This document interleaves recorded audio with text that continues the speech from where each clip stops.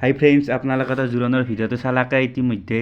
এতিয়া আজি বিয়াৰ দিনা আৰম্ভ কৰিছোঁ ৰ'ব গাইজ। এতিয়া এই শ্ৰাদ্ধ, তাৰপিছত এই তাৰমানে ৰান্ধনী ঘৰ দেখছি না, তাৰপিছত তাৰমানে এই তেল দিয়া পৰ্ব, তেল দিছে মূৰত। শ্ৰাদ্ধ হোৱাৰ পিছত এতিয়া পানী তুলিব যাব, এনেকৈ সেৱা কৰিছে। আগে আগে মাক গেল এনেকৈ যাইছে পানী তুলিব। এইবিলাক এই মানুহ দেখছি না গাইজ, চটলত এনে অলপ কচু দিয়ক, ইফালে কাম না।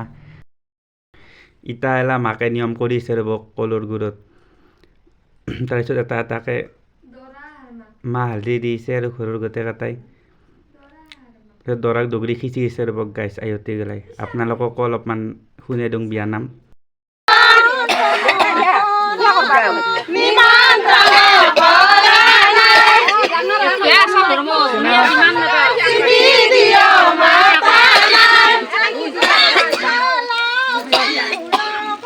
তাৰপিছত এই পানী ঢালি দিলাক মূৰত।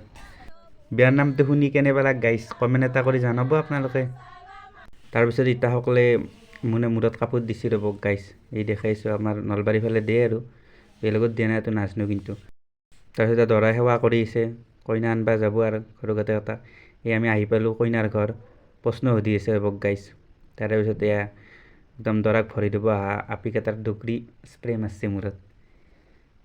তাৰপিছত এই দৰা হোমৰ গুৰিত বহিছে, কইনা আনলা কৰিলে দেখছি না গাইজ। আমি আৰু গুচি আহিলোঁ দিয়ক লাষ্টলৈ নাকি। ভিডিঅ'টো চাই কেনেবা লাগে গাইজ কমেণ্ট এটা কৰি জনাব আপোনালোকে।